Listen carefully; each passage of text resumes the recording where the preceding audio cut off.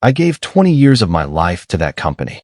20 years of loyalty, late nights, missed birthdays, and sacrificed weekends.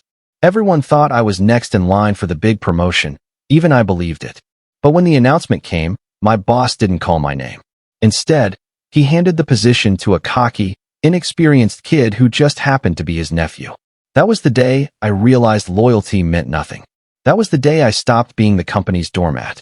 And that was the day I began planning the revenge that would not only cost my boss his job, but also destroy his reputation forever. When the meeting ended, I forced myself to clap along with the others, though my hands felt heavy and my chest burned with rage. The newcomer, Andrew, stood at the front of the room grinning like he had earned it. He had been in the company for barely a year. He barely knew how to run reports, and half the time he asked me to fix his mistakes. Yet here he was, wearing my promotion like a crown. I had spent 2 decades climbing the ladder, only to be shoved off it by bloodlines and nepotism. That night, I sat in my small apartment, staring at the walls. My wife tried to console me, but the truth was too bitter to swallow. This wasn't just about losing a title or a pay raise. It was about respect. It was about being treated as if I were invisible, as if my sacrifices meant nothing. My boss, Richard, had humiliated me in front of everyone, and he thought I would just take it. He thought I would keep showing up, keep working like nothing had happened. That was his biggest mistake. I started watching Richard differently after that. I noticed things others ignored. His smug smile when he left early for golf while the rest of us stayed late. The way he flirted with his secretary a little too openly. The expenses he signed off without justification. I knew this man was careless. He thought he was untouchable, but I was patient. I had been patient for 20 years. Waiting a few more months to set the trap was nothing. Every day, I went to work like nothing had changed. I still trained Andrew when he got lost. I still stayed late to fix his mistakes. But inside, I was memorizing everything. Every flaw, every weakness, every arrogant slip of the tongue that could later be used as a weapon. My wife thought I was moving on, but I wasn't.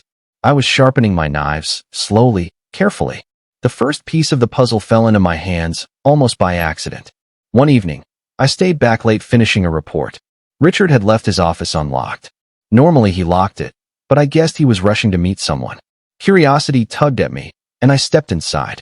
The air smelled of his cologne, and the desk was covered with papers. Most of it looked boring, but then I saw a folder marked confidential.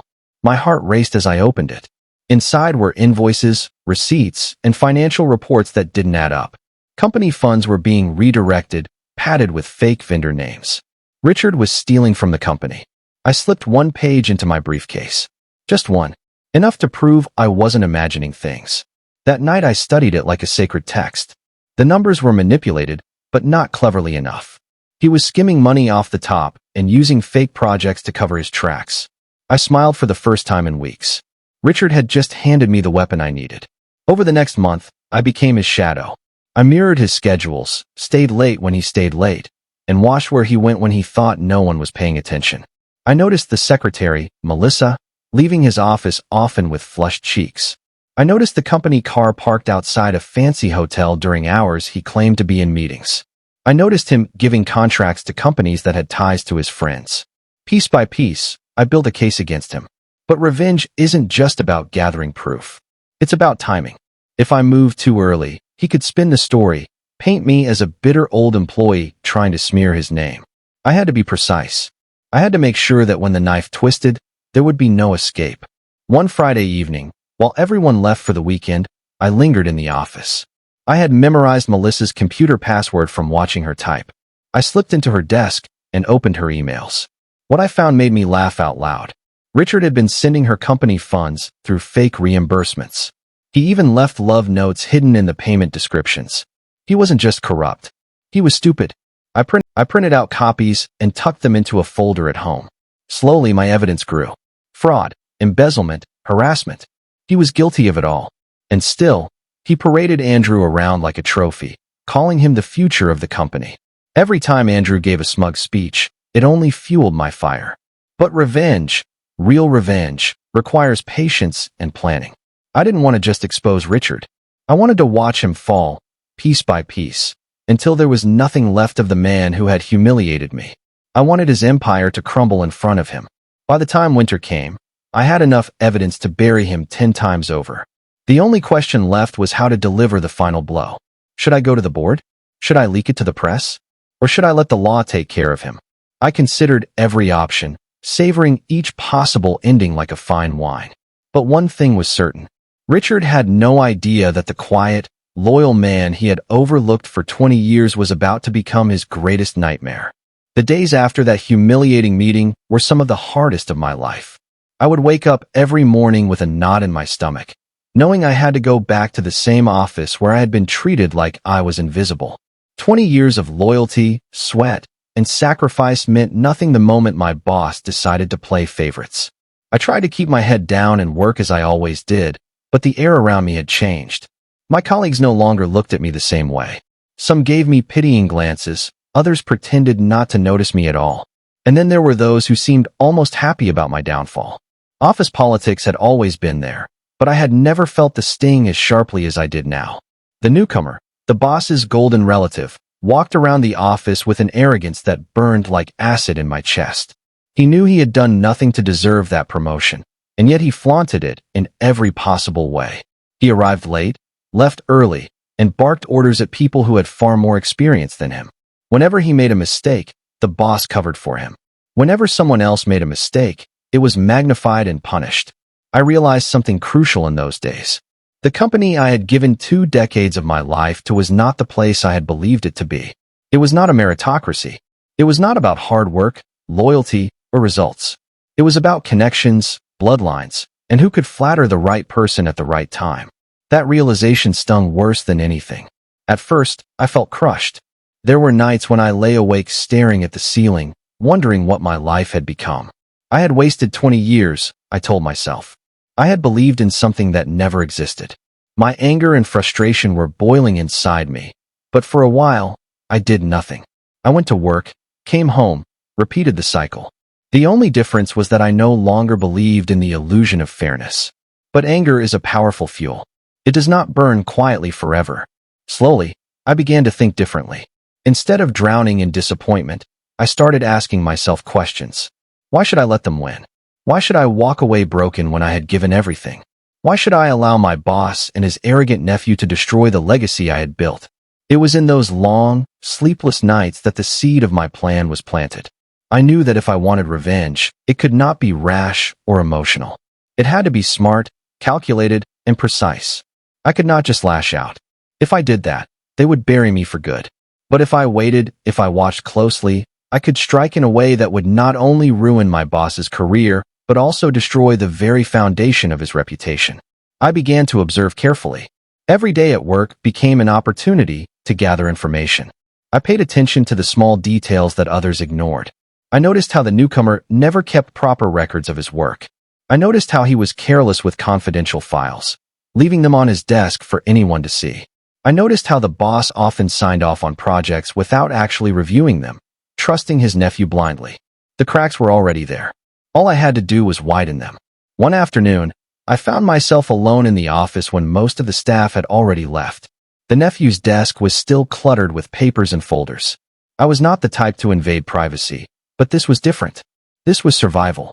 I carefully glanced around, making sure no one was watching, and then I flipped through a few of his files. One afternoon, I found myself alone in the office when most of the staff had already left. The nephew's desk was still cluttered with papers and folders. I was not the type to invade privacy, but this was different.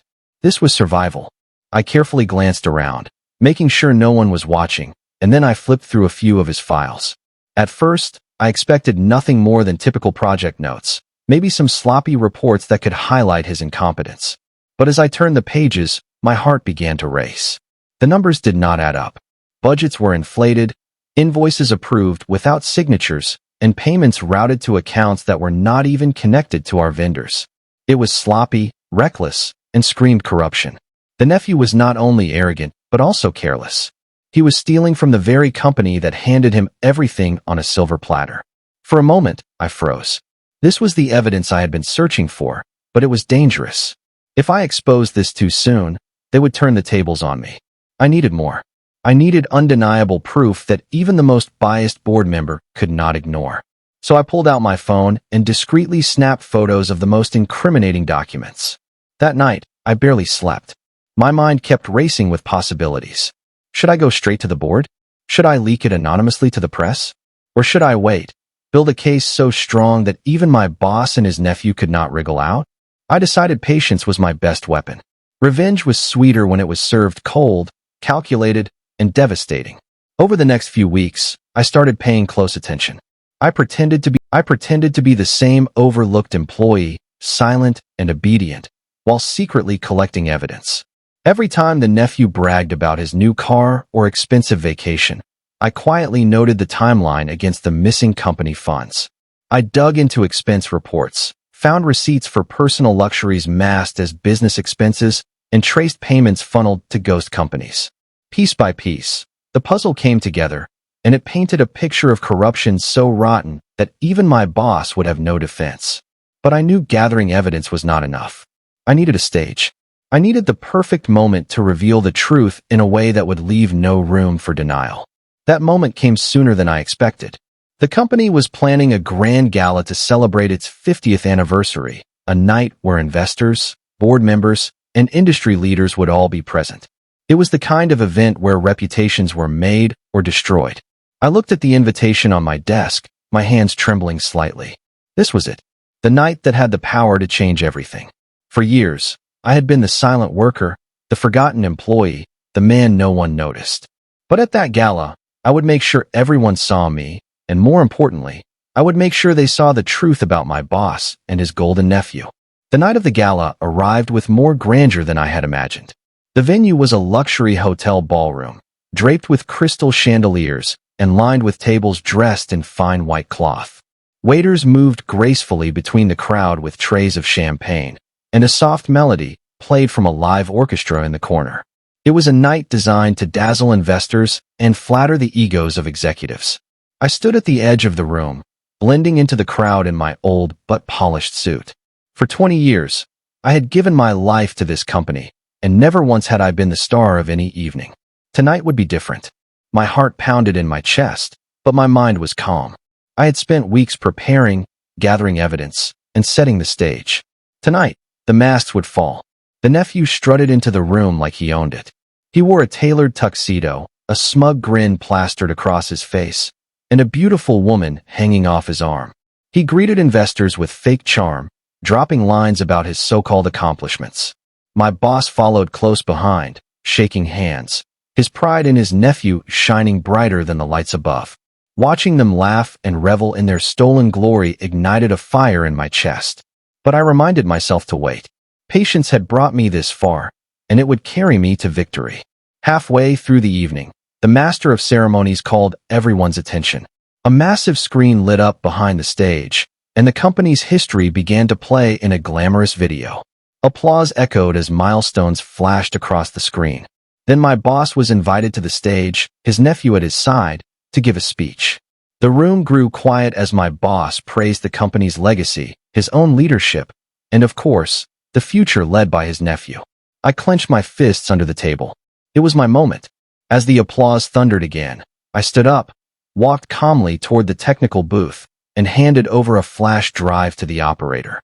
I had arranged this in advance with someone I trusted, someone tired of the nepotism and arrogance that had infected our workplace.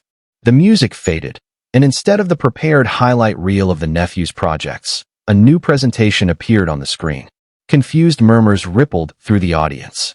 Then the first slide appeared, financial reports showing inflated budgets and payments to non-existent vendors. Another slide followed, showing photographs of invoices with forged signatures. Then came screenshots of bank transfers leading directly to accounts under the nephew's name. Gasps filled the room. The nephew's smug grin collapsed into panic as the evidence rolled on, each slide more damning than the last. My boss stood frozen, his face pale, sweat beading on his forehead. The board members leaned forward, whispering in disbelief. Investors exchanged furious glances. The room was no longer in awe, it was in shock. I stepped onto the stage. My legs trembled, but my voice was steady. I addressed the room, not as a bitter employee, but as someone who cared about the company. I told them about my 20 years of loyalty, about the injustice of being overlooked, and about the discovery of corruption that threatened everything the company stood for. By the time I finished, the ballroom was silent. Every eye was on me, and for the first time in my career, I was seen. Truly seen. Then, slowly, applause began. It spread across the room until the entire hall echoed with it. The nephew tried to speak, tried to deny, but the evidence on the screen was undeniable. Security was called. The nephew was escorted out, his arrogance shattered, his reputation in ruins.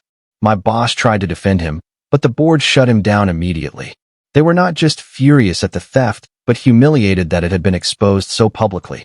By the end of the night, whispers of resignation circled my boss like vultures. As I stood there, watching the empire they built crumble in front of their own friends and investors, I felt a wave of satisfaction I could barely describe. My revenge was not loud, not violent, but it was complete. For years, I had been invisible. Tonight, I had turned the spotlight into my weapon. And yet, this was only the beginning. The gala had exposed the truth, but what came next would determine just how far my revenge would reach. The days after the gala were surreal. Headlines ran across industry journals and local papers. Corporate scandal rocks prestigious firm, nepotism and fraud exposed at executive level. My inbox overflowed with messages, some congratulatory, others cautious, some laced with fear. People I had barely spoken to were suddenly eager to reconnect. The board moved quickly, freezing accounts, launching internal investigations, and quietly distancing themselves from both Richard and Andrew. But I didn't celebrate. Not yet. Public exposure was only the first step. The real work, the dismantling of their power, the permanent erasure of the influence they had wielded was just beginning. Richard was still breathing, still scheming, and I knew he would try to fight back. I spent the next week observing him from a distance, watching his meetings from the corner of the office, listening to whispered conversations. Even in disgrace, he tried to manipulate the narrative.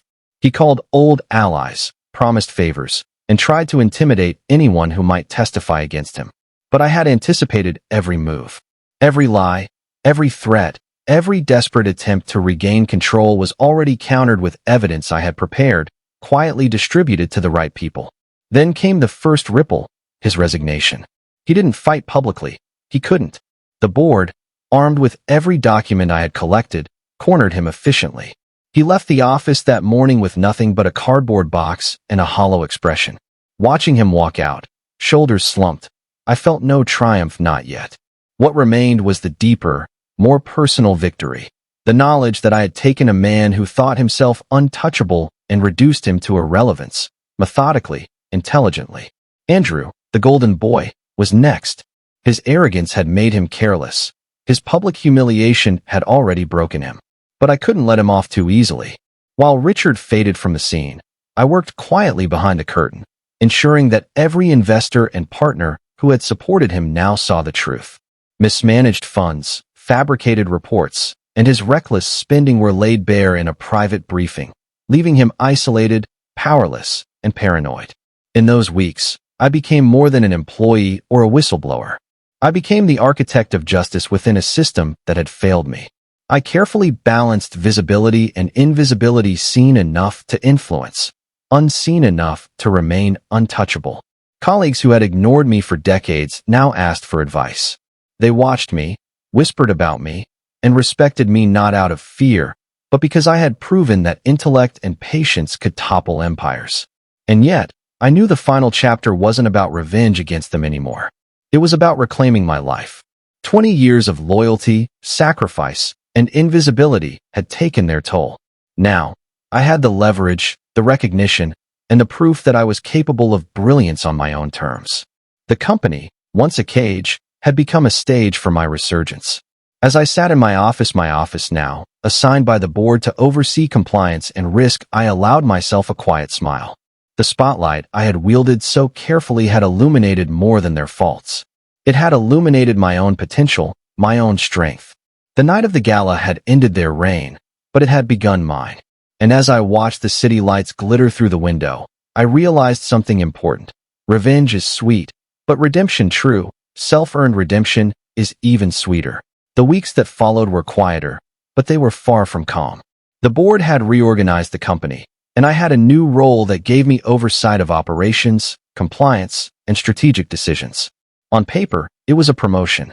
In reality, it was my chance to rebuild the company the way it should have been run all along. But old habits die hard. Rumors circulated, alliances shifted, and the remnants of Richard and Andrew's influence still lingered like shadows in the hallways. I quickly learned that power is not just about evidence or truth. It's about perception, trust, and control. Even as I implemented stricter checks, streamlined budgets, and transparent reporting, I had to be careful. Employees who had once feared me now watched me with suspicion, unsure if I was the same man who had been overlooked for decades. I needed to earn their confidence, not just wield authority.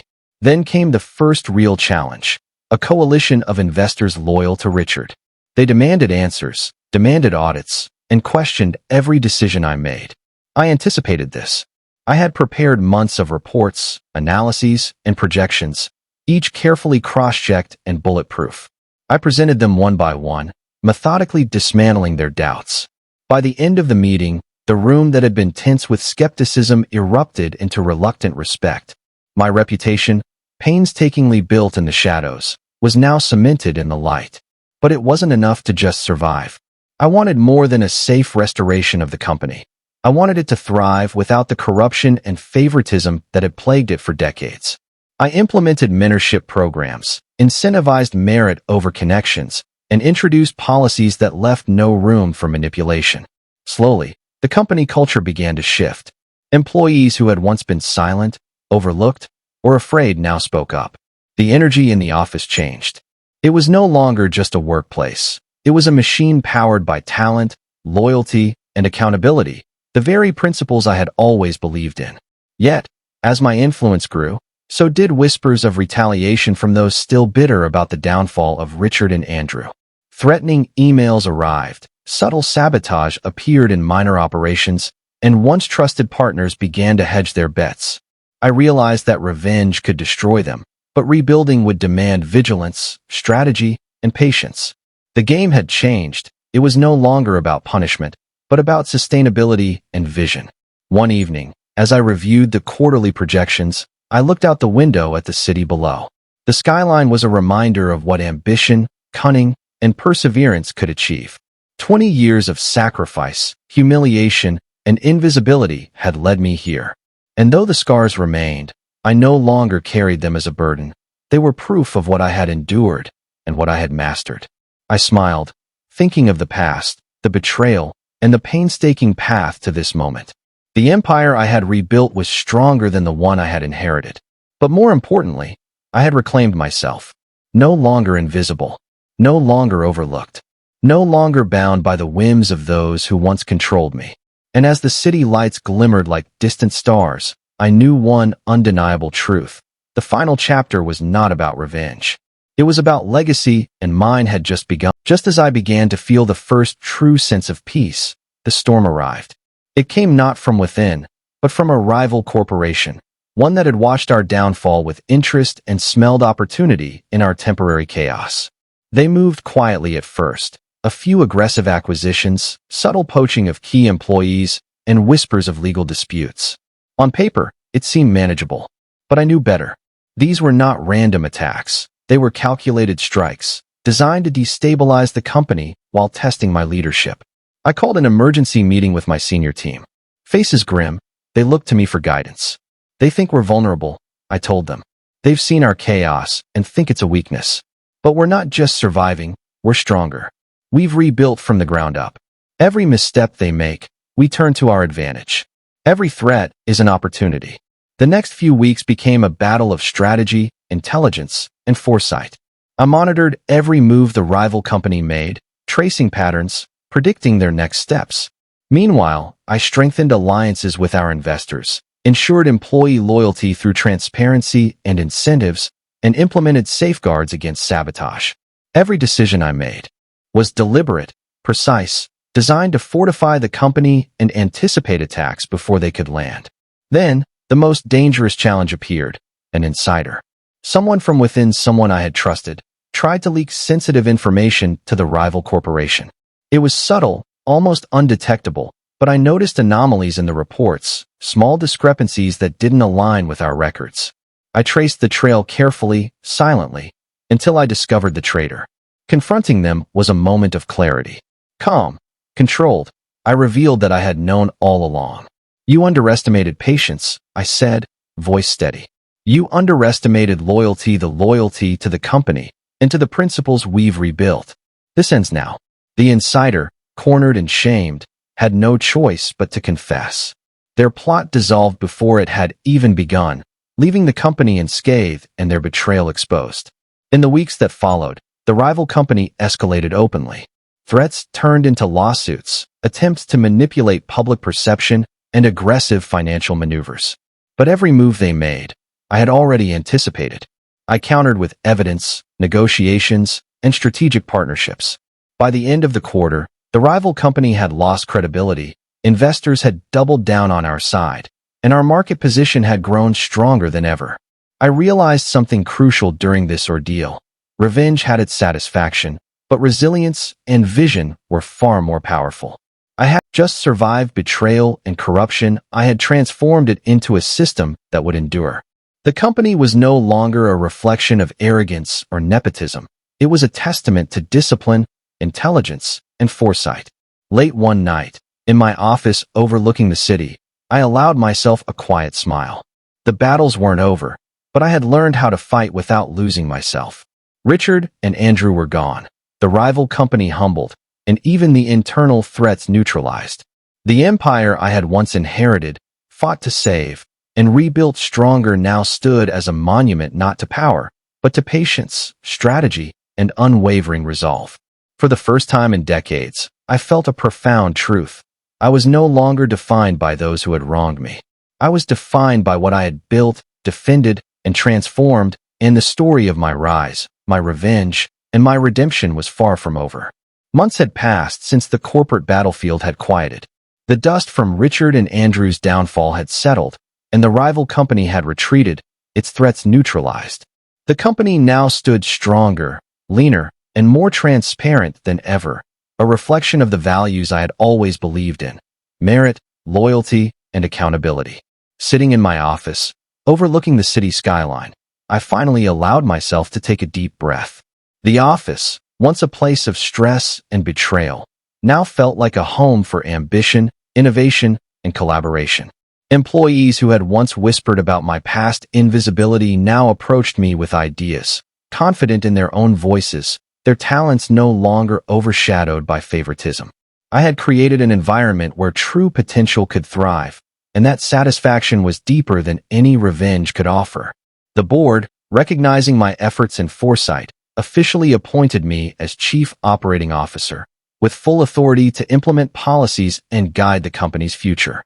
But more than titles or power, what mattered most was respect, earned, not demanded. I walked through the office, greeting my colleagues, genuinely smiling at the spark in their eyes, the pride in their work. It was a stark contrast to the fear and apathy that had ruled the hallways before. One evening, as the city lights reflected off the glass walls of my office, my wife entered quietly, holding a cup of tea. She had been my silent anchor through every sleepless night, every whispered plan, and every moment of doubt. I looked at her and realized that my revenge, my triumph, and my new life were not just personal victories. They were victories we shared. "You did it," she said softly. "You didn't just take back what was yours, you built something better." I smiled, feeling a weight lift from my shoulders. "It wasn't just about taking back," I replied. "It was about building forward." In the months that followed, the company flourished. Investors who had once been wary now sought out our leadership for advice. Partnerships were strengthened, innovative projects were launched, and employee morale soared. Every challenge that came our way was met with preparation, intelligence, and the lessons I had learned from years of patience and observation. And then came a quiet but profound recognition. During the company's annual gala, now redesigned to celebrate innovation rather than hierarchy, I was invited to speak. Not to expose or accuse, but to inspire. Standing at the podium, looking at the faces of colleagues, employees, and investors, I realized something important. I had gone from being invisible to being a beacon of integrity and perseverance. I spoke about loyalty, ambition, and the importance of standing up for what is right, not out of revenge, but out of principle.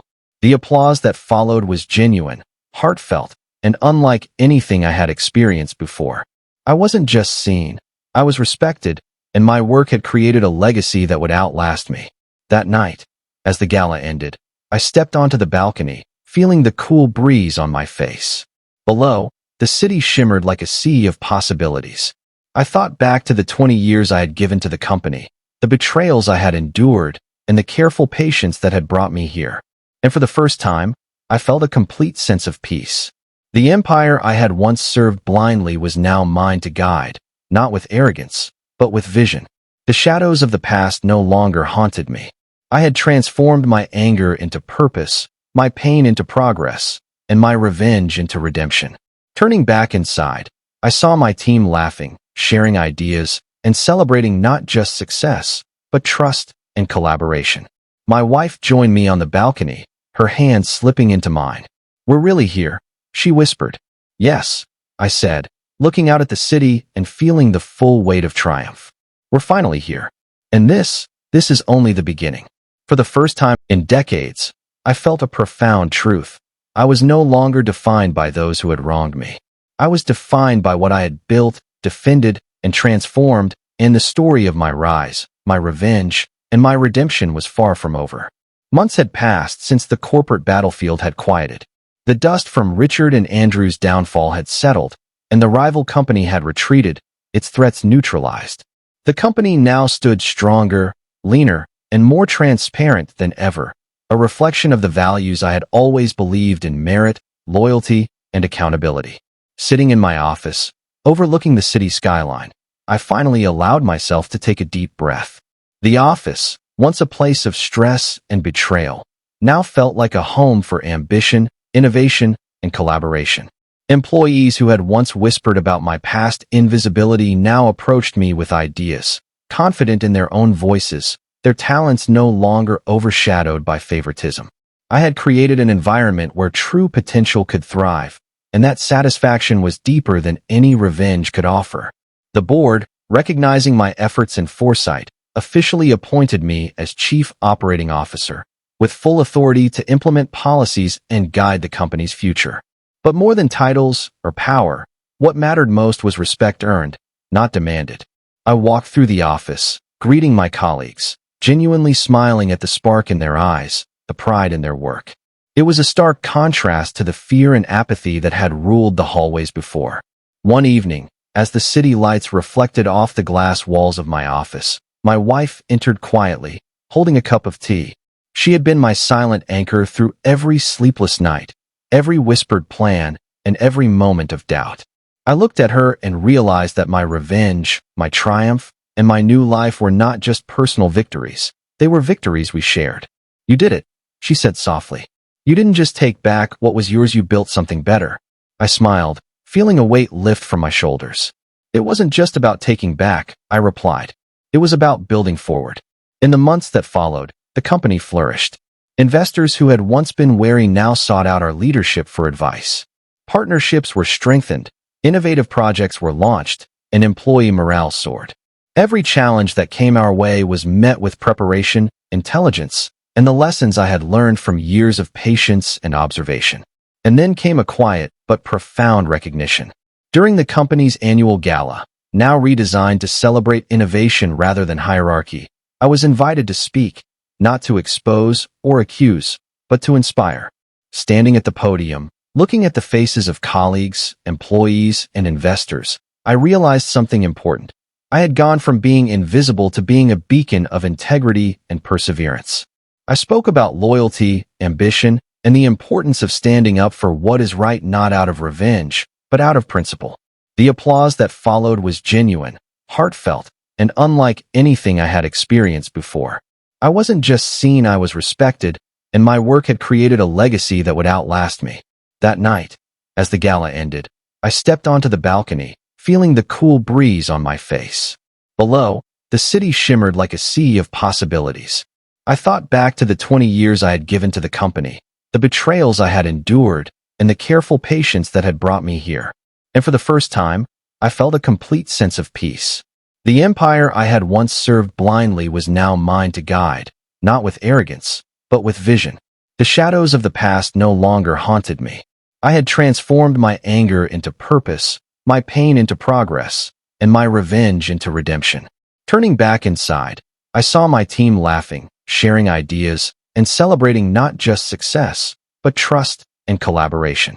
My wife joined me on the balcony, her hand slipping into mine. "We're really here," she whispered. "Yes," I said, looking out at the city and feeling the full weight of triumph. "We're finally here.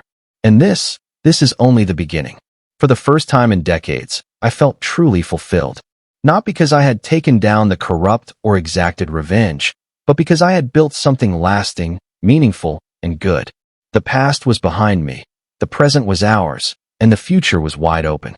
And with that, I stepped fully into the life I had earned, one of respect, love, achievement, and happiness.